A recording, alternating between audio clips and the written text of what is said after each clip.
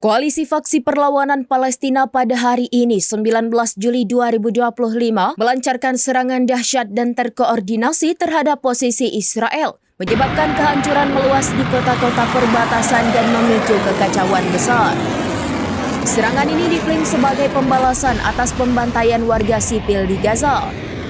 Menurut laporan Al-Mayadin, proksi Iran menembakkan ratusan rudal yang menghantam basis militer dan permukiman Israel. Brigade Al-Qassam, sayap militer Hamas, turut mengklaim bertanggung jawab atas serangan ini. Juru bicara Al-Qassam, Abu Obeidah, menegaskan bahwa ini hanyalah permulaan dari gelombang balasan yang lebih besar. Kota-kota di perbatasan Israel dilaporkan hancur lebur dengan asap tebal membumbung ke langit.